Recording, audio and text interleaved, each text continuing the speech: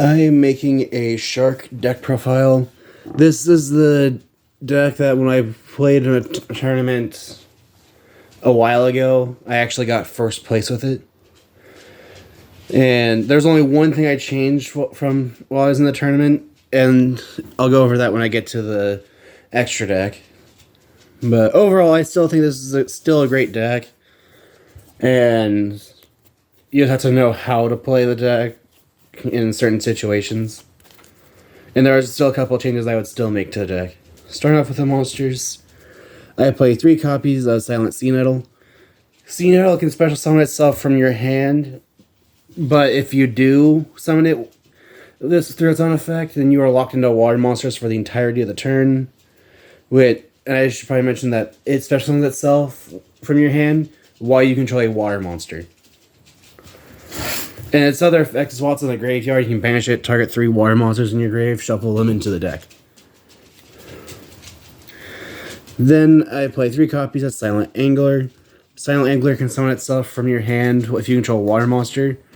But if you use this effect, then you cannot special summon monsters from your hand for the rest of the turn. Then I play 2 copies of Lantern Shark. Lantern Shark has the effect of when it's normal or special summoned, you can special summon a level. You can special summon a level 3, 4, or 5 water monster from your hand in defense position, except for another Lantern Shark. However, you cannot summon from the extra deck at the turn you use this effect, except for Xyz monsters, which is fine because everything in this deck, or in the extra deck, is a Xyz monster. My tongue was having issues working. And then Lantern Shark can be treated as levels 3 or 5 for the Xyz summon of a water Xyz monster. And then I play 3 copies of Buzzsaw Shark. Buzzsaw Shark has the effect of once per turn, it can target one. I believe it has to be a water monster. Okay. You can target one fish monster you control. Special summon a fish monster from your deck with the same level as that target. And it's so in defense position, its effects are negated. And then it also has the same level effect as Lantern Shark, where it can be treated as levels 3 or 5 for Xyz summon a water Xyz monster. Then I play 3 copies of Dream Shark. Dream Shark can be special summoned from your hand by controlling no monsters or a water monster. Let's see. And then you can only... Let's see. But however, you can only use each of its effects once per turn. It has a continuous effect. If it cannot... Well, the first time it'd be destroyed in battle, it's not. And then if it's in the graveyard and you would take effect damage, you can summon this card from the graveyard, make the damage you would take 0. However, it loses 1,000 defense. You can only use each of those effects of Dream Shark once per turn. But the main thing I like about it is that it's a free level 5 body. Then I play 2 copies of Crystal Shark. Crystal Shark can summon itself from your hand by targeting a water monster from the field, having its attack, and then it leaves the field or it gets banished when it leaves the field. But it can use this effect to summon itself from your hand or graveyard. And then it can also be treated as levels 3 or 4 for the Xyz summon of a number monster. Then I play probably the best monster in the deck, which is 3 copies of Abyss Shark. Abyss Shark can summon itself from your activates effect while in hand if you control a water monster. To summon itself, search for a level 3, 4, or 5 fish from your deck. And then the next battle damage your opponent would take that turn that is inflicted by a number monster is doubled. The only downside of this effect is that if your opponent can ash it. So if you activate that effect in hand, your opponent ashes it, nothing happens and it stays in hand. And then moving on to the hand traps, I played 3 copies of Effect Veiler. This just during your opponent's main phase, you can target one, discard it to the graveyard, target one effect monster your opponent controls and negate its effects. And you can use the effect as many times as you want, as long as it's your opponent's main phase. And you have it in your hand. Then I play 3 copies of Ghost Ogre and Snow Rabbit. This is the only card I would change in the main deck. That instead of Ghost Ogre, I would play Ghost Bell. Mainly just because Ghost Spell would ironically been even more useful than Ghost Ogre would have been.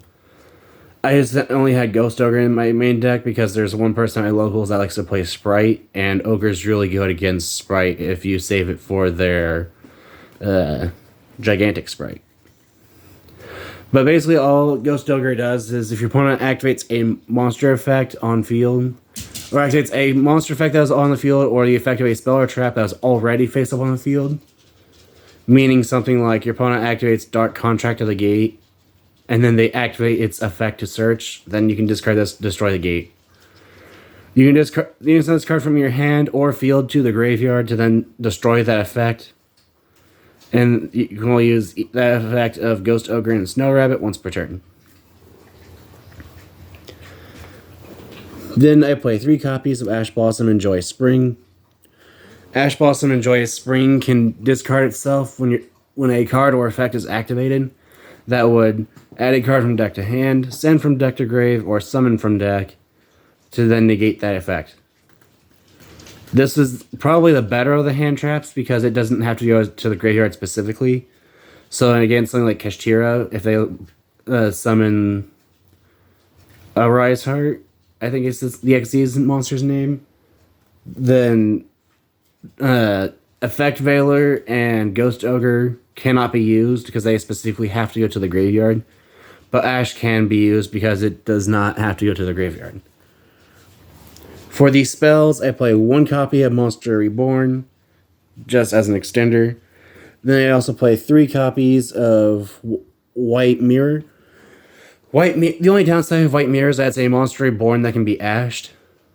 Because you can target a level 4 or lower fish monster in your graveyard, special summon it, and then you can add a fish monster from your deck to your hand that has the same name.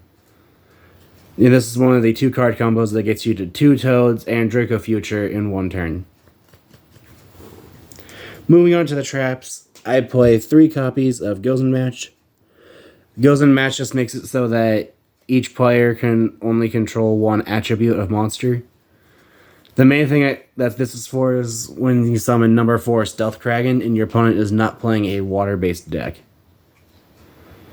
Ironically, though, this came up the most when I played against Kashtira because they're every attribute. So as soon as he played one that was, I think it was Fenrir that's Earth. Because he summoned an Earth Kashtira, I activated Gozen Match, and he went, well, crap, guess I'll pass.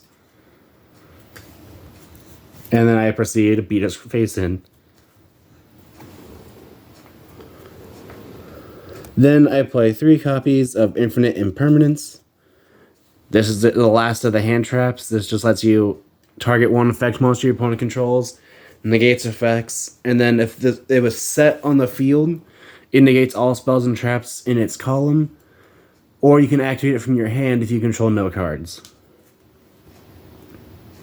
And then to finish off the deck, I play 3 copies of Solemn Judgment. This just lets you pay half your life points to negate the summon of a monster or the activation of a spell or trap. And that is it for the main deck. Moving on to the extra deck. For the extra deck, I play 2 copies of Toad. Toad is a generic negate just by sending an Aqua from hand or field to the graveyard. And then it can negate the card, and then you have the option to set it to your field, which actually matters because in one of the matchups, I believe was Sword Soul, I had negated one of their spell cards. I think it was Emergence. I negated it, and then I set it to my field. I don't remember if it was Emergence or Circle of Tiny. It's one of the 2, whichever has a grave effect. But the fun part is, since I play 3 copies of Silent Sea Nettle, that is an Aqua, so I can just send it from hand to grave. And they were sad though because they even at the end of the match they even revealed that their the card they had in hand to deal with Toad was a Called by the Grave.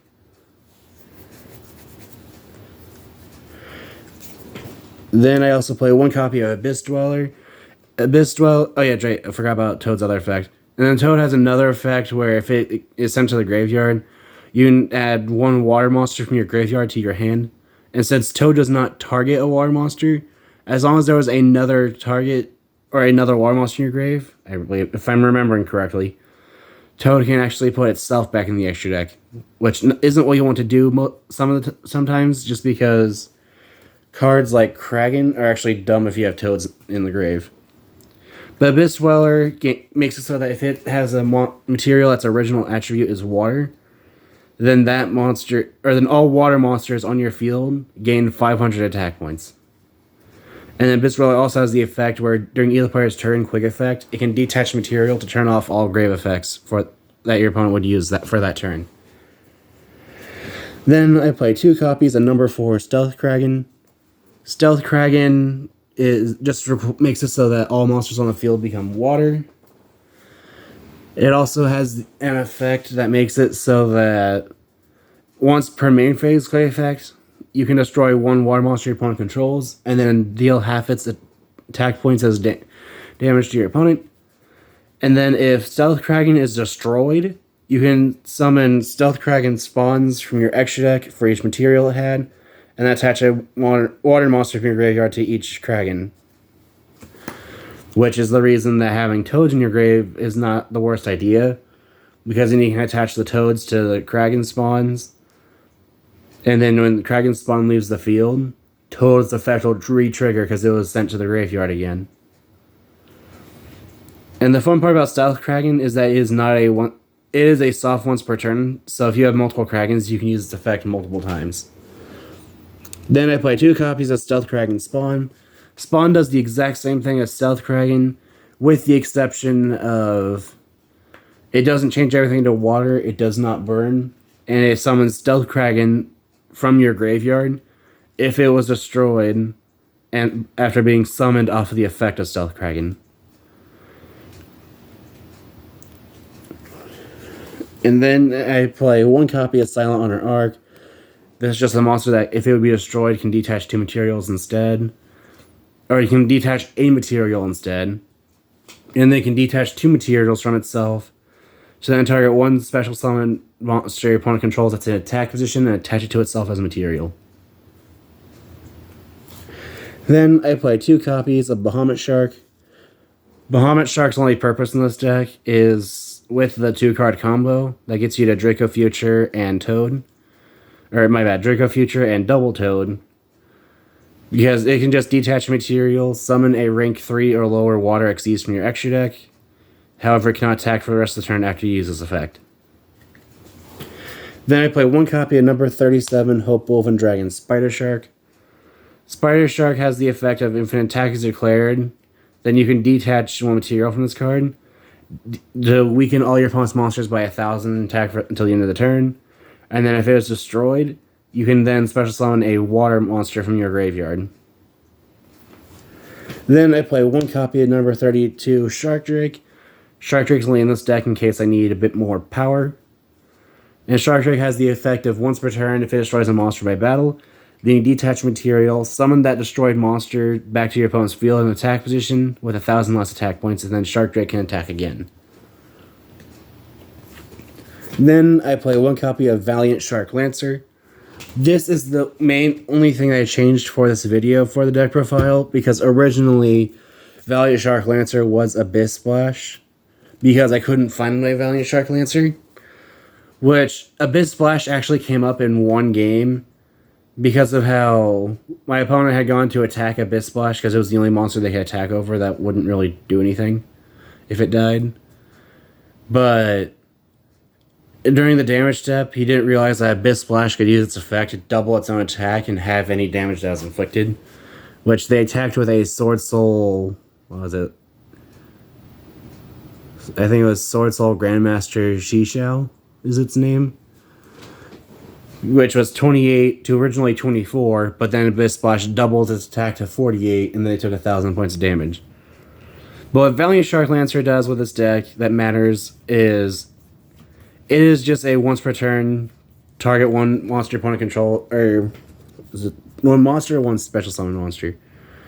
You can target 1 monster opponent controls, detach material from this card, or from this Xyz monster you control, and if you do, destroy that monster. This is a quick effect if you control another water Xyz monster. And that's other effect you don't really use because this deck doesn't play any rank up magic cards. But you can only use each effect of Valiant Shark Lancer once per turn.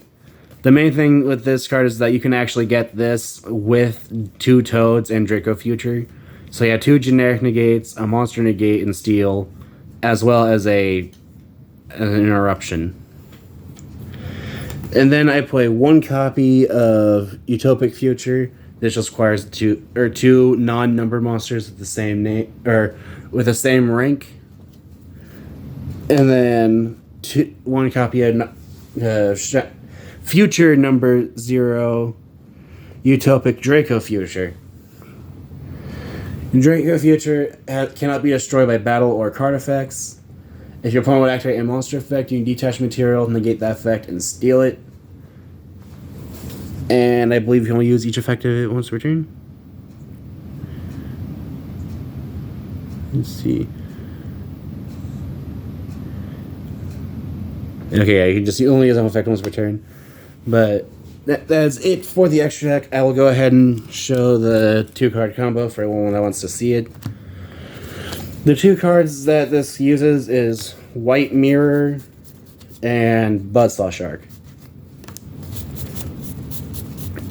Go ahead and grab the other cards real quick. So the way this works is you summon Buzzsaw, activates effect, target itself, special summon your Silent Angler. Then you overlay the 2 for Bahamut Shark, use its effect, detach an Angler specifically, summon a Toad. Then you use White Mirror, summon Angler, search the second Angler, summon the second Angler off its effect, but now you can't summon for from your hand for the rest of the turn. Summon your second Shark, detach, summon your second Toad, and then you use your 2 Bahamut Sharks for summon Utopic Future, and then use Future to summon Draco Future.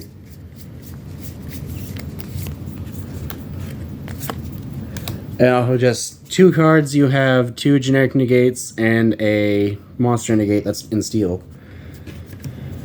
But that is it for the Shark deck profile. If you have any ideas what I can do to improve the deck, any ideas of decks like to see be made in the future, or decks like to see face each other, feel free to comment down below. My 2 next deck profiles will be Harpy and Gate Guardian, which I'm excited for those. And if you have any ideas of things that could help with those decks as well, feel free to comment down below. Thanks for watching.